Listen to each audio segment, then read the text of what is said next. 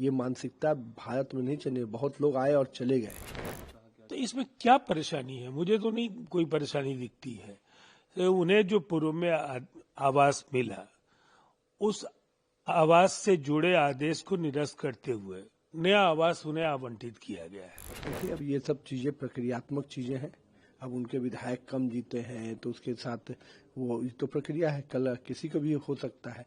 और जितने आपके अलॉटेड विधायक उतने लोगों को उतना मकान अलॉट होता है। ग्लोकॉप, glow that feels light, stay bright.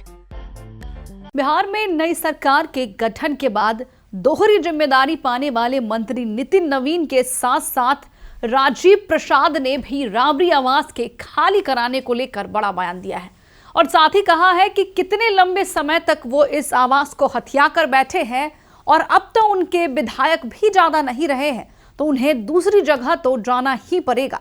आपको इन दोनों नेताओं को बयान भी सुनाएंगे, लेकिन उससे पहले आपको बता दें कि इस वक्त बिहार का माहौल बेहद गर्म है और ममता बनर्जी को लेकर भी बिहार में टिप्पणियां की जा रही है। नमस्कार, मैं हूं शालिनी सिंह और आप देख रहे हैं दर्श न्यूज। बिहार में चुनाव खत्म हो गए हैं, नए सरकार के गठन भी हो चुके हैं और यहां तक कि मंत्रियों के विभागों का बंटवारा भी हो गया है, लेकिन इस वक्त भी बिहार का माहौल बेहद गर्म है और सबसे ज्यादा चर्चा हो रही है बिहार में ममता बनर्जी के साथ साथ राबड़ी आवास के खाली कराने को लेकर। दरअसल राबड़ी आवास को खाली कराया जा रहा है और उन्हें दूसरी जगह शिफ्ट कराया जा रहा है ताकि राबड़ी आवास को आवंटित कर किसी और को सौंपा जाए, जिसको लेकर अब बिहार में बयानबाजियां शुरू हो गई है। आइए सबसे पहले आपको मंत्री नितिन नवीन के साथ साथ राजीव प्रसाद, जो कि जेडीयू के नेता है, उनका बयान सुनाते हैं।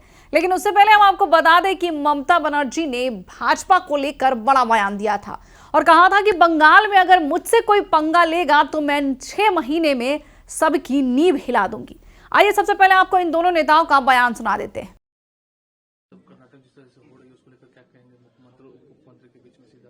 देखिए, कर्नाटका में उसी कांग्रेस की सरकार है जिसमें कोई नेतृत्व नहीं है, न कोई विचार अब बचा है कांग्रेस का, न नीति और नियत सही है।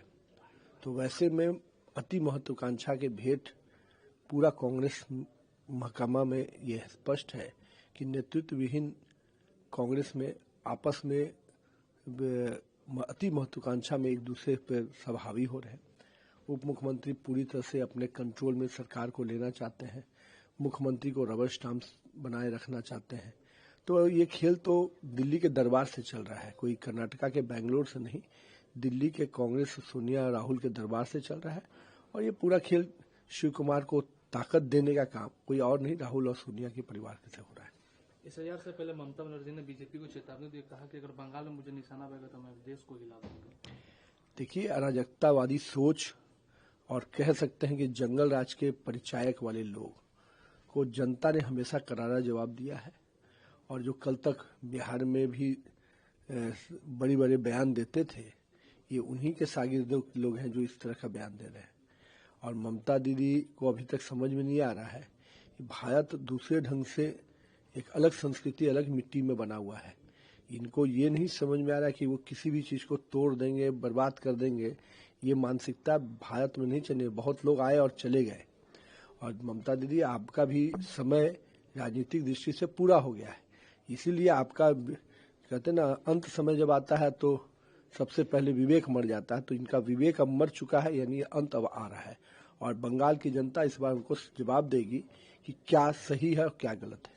उन्होंने एक रैली को संबोधित में कहा है कि भाजपा सीमावर्ती इलाकों में एसआईआर के माध्यम से सीए लागू करने की कोशिश। स्पष्ट रूप से एकदम इसमें कहीं दो राय नहीं कि हम विदेशियों को नहीं बर्दाश्त करेंगे, हम बांग्लादेशियों को, घुसपैठियों को नहीं बर्दाश्त करेंगे। जो इस देश की मिट्टी में रहते हैं, जो इस देश के नागरिक हैं, उनको इस यहाँ का अन्न, यहाँ का लाभ, यहाँ का अधिकार मिलेगा। हम बांग्लादेशियों को यहाँ के भूमि का लाभ लेने नहीं देंगे, यहाँ की योजनाओं का लाभ नहीं लेने देंगे, सरकार की जो लाभ होते हैं उसका लाभ नहीं लेने देंगे। हम भारत के नागरिकों को, बंगाल के नागरिकों का हक मारी नहीं होने देंगे।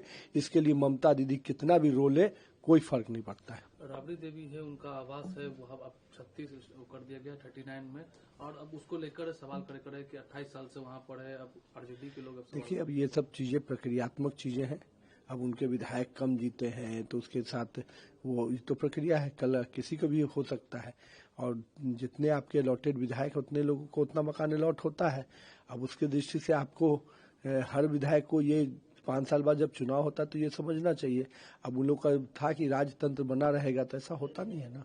एआईएमआईएम के नेता है वारिस पठान, उन्होंने जिस तरीके से कल प्रधानमंत्री ने धर्म ध्वज फहराया उसको लेकर कहा कि 6 दिसंबर 1992 में भारत और लोकतंत्र के लिए काला दिन था और हमारी बाबरी मस्जिद को एक साजिश के तहत ध्वस्त किया गया। हमारा मानना है कि मस्जिद जहां थी वहीं रहेगी। पीएम वहां गए हैं, झंडा फहराया, ठीक है, लेकिन आप प्रधानमंत्री नहीं है। अब वो उनके कहने से कोई देश की जनता ने उनको वोट देकर तीसरी बार प्रधानमंत्री बनाया है, तो उनके कह देने से कोई फर्क नहीं पड़ने वाला है। और उनको समझना चाहिए कि ये भारत की मिट्टी में अयोध्या पर निर्णय उच्च न्यायालय ने कर दिया है। अभी तक उनकी मनोवृत्ति बदली नहीं है, तो बदल जानी चाहिए, क्योंकि जनता बदल चुकी है। जनता को ध्यान में है कि सही क्या है, गलत क्या है। अब इस चक्कर में पड़ेंगे तो और नुकसान अपना झेलेंगे। पूर्व मुख्यमंत्री रही और नेता प्रतिपक्ष बिहार विधान परिषद में राबड़ी देवी, उनको आवास है खाली करने के लिए 10 सर्कुलर वो कहा गया और नया आवास उनको है 39 हार्डिंग रोड में करने को शिफ्ट करने के लिए कहा गया। तो इसमें क्या परेशानी है? मुझे तो नहीं कोई परेशानी दिखती है। तो उन्हें जो पूर्व में आवास मिला, उस आवास से जुड़े आदेश को निरस्त करते हुए नया आवास उन्हें आवंटित किया गया है। और ये समय समय पर फैसले लिए जाते हैं और सेंट्रल पूल से इस तरह के अलॉटमेंट्स पहले भी होते रहे हैं और पहले से भी स्थानांतरित करने के फैसले लिए गए हैं। लेकिन उनके पार्टी के स्पोक्सपर्सन ने, प्रवक्ता है शक्ति यादव, उन्होंने आरोप लगाया है कि राबड़ी देवी पूर्व की मुख्यमंत्री रही है, वर्तमान में बिहार विधान परिषद में विपक्ष की नेता है। यह आश्चर्य की बात है, किस नियम के तहत उनका आवास बदला गया? ऐसा लगता है कि भाजपा है वो प्रभाव बढ़ गया भारतीय जनता पार्टी का और सत्ता के बागडोर संभालने के बाद वो नामपत्र हो गया। देखिए, विधान परिषद में नेता प्रतिपक्ष की हैसियत से ही उन्हें नए आवास को आवंटित किया गया है। एक व्यक्ति के पूर्व के पद हो सकते हैं, वर्तमान पद हो सकता है, आवास तो कोई एक मिलेगा और वो आवास उन्हें आवंटित कर दिया गया है।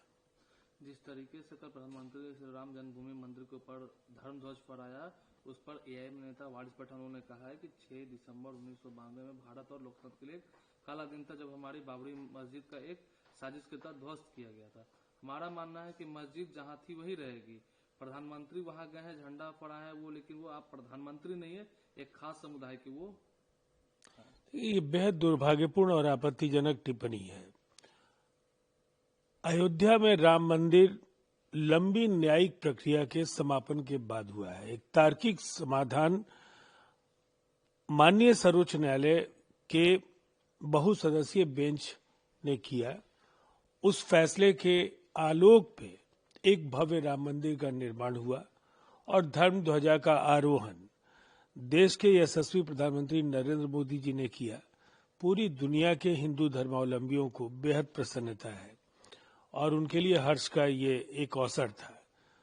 ऐसे समय में जब ऑनरेबल सुप्रीम कोर्ट ने फैसला दिया है, दशकों की प्रतीक्षा के बाद ये फैसला आया है, तो ऐसी टिप्पणियां नहीं करनी चाहिए। तो सुना आपने, एक तरफ जहां राहुल गांधी ममता बनर्जी की चर्चा हो रही है, ऐसा पैच एसआईआर को लेकर मुद्दा गरमाया हुआ है, तो दूसरी ओर बिहार में राबड़ी आवास के खाली कराने को लेकर भी चर्चा का माहौल बेहद गर्म है।